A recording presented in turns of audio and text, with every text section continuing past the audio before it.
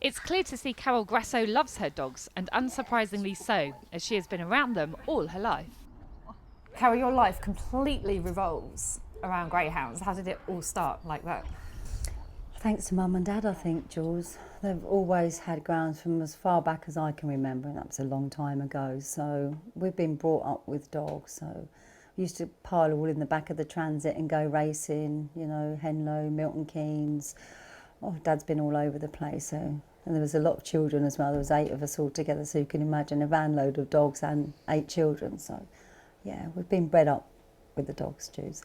So you've always been involved. Did you learn most of what you know from your dad? Yes, he was definitely old school and he refused to move along with the times. But obviously, as you're involved with the dogs and you pick up new tricks and you learn every day sort of new things to do with the dogs on sort of physio and injuries, everything. You know, I think I know quite a lot about injuries, but there's loads more for me to learn.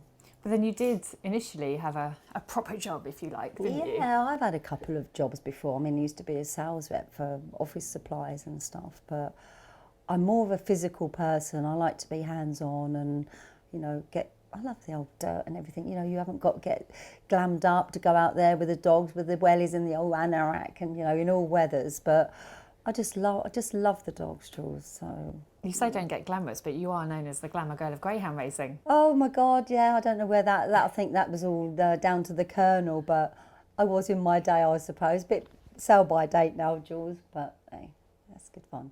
Quite unusually, though, you went on to meet a man that you married who wasn't involved in greyhound racing. That's often not the way. Often, you know, couples get together in greyhound racing because it's such a way of life, but he's become as involved as you are. Oh, he loves the dogs. I mean, there was a point, I think, some stage when sort of I was doing the dogs full time, was out every night with the dogs, sort of like in and out, sort of.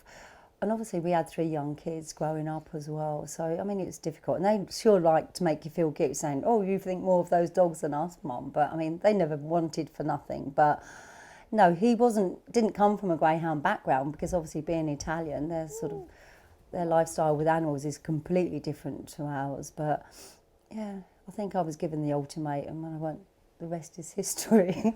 You chose the dogs. Absolutely. So he chose the dogs as well.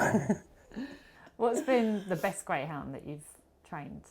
Oh, to me, they're all best. I mean, we've had sort of like, I used to be called the sprint queen at Coventry because we used to have sort of some nice sprinters at Coventry. And to be honest, I don't know why, but I always had the sprinters. Fined's mate, who went off to France with Charles Fanous, we had him as well. I mean, he was a nice little sprinter. And I think obviously, because our dogs were always here for such a long time, I think we'd got 4 out of 5 through to the Veterans Derby at Peterborough.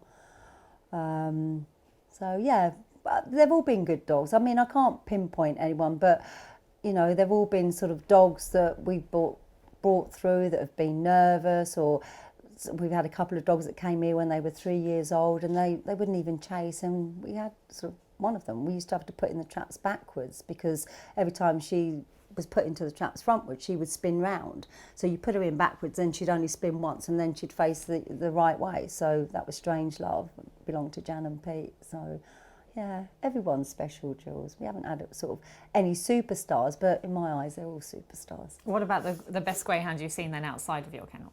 Oh, it's got to be the Hawk, hasn't it? Westmead Hawk. I mean, what a fantastic dog. What a fantastic... I mean, Nick's had some great dogs, but I think he's got to be up there as one of the greatest. What's been your best moment for you on the track? I don't know. Everything's the best moment. Once you get... Especially sort of if you've brought a dog back from injury, or you've got a dog that you've had in the kennel that nobody can do anything with and they go over the line in front. I mean, everything is just a bonus and I just love them, And what about the sport as a whole? I mean, you obviously enjoy what you do. You're here in this kind of greyhound paradise bubble, but, you know, and the bigger picture, is there things you'd like to see done differently? I think perhaps 85% of greyhound trainers do okay with their dogs. I think maybe, you know, things should be sort of pulled up a bit more on the kennel facilities from what I've seen. You know, and from dogs that I've had in from other trainers, I don't know if that's the right thing to say, but you know, and also the welfare. There's got to be more done for the welfare. I mean, we tend to keep our dogs because, you know, trying to find them homes is very difficult, and it's just about the facilities that they're going to leave from here to go and be waiting around for a home. You know, there's the welfare side's got to be looked at more, Jules, I think.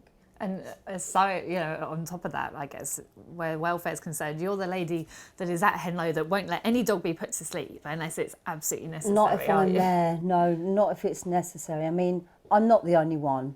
I think all the lady trainers there, like Kelly and Kim Taylor, everybody sort of, they just love their dogs so much. I mean, their dogs run so well, but all their dogs are catered for afterwards. And I think everybody's got to adopt that attitude, Jules. They can't just be put down just because they've got a broken leg or because they can't race anymore. And Henlow is a really good track on the welfare front, isn't it? Yeah, absolutely, absolutely. There'll always be the likes of me or Kelly that will take them if, you know, it's up to the owner, I suppose. If the trainer doesn't want to take it on, but there definitely should be something out there that, you know, could accommodate these greyhounds. But there's no dog here wanting for anything. They're so well looked after, aren't they?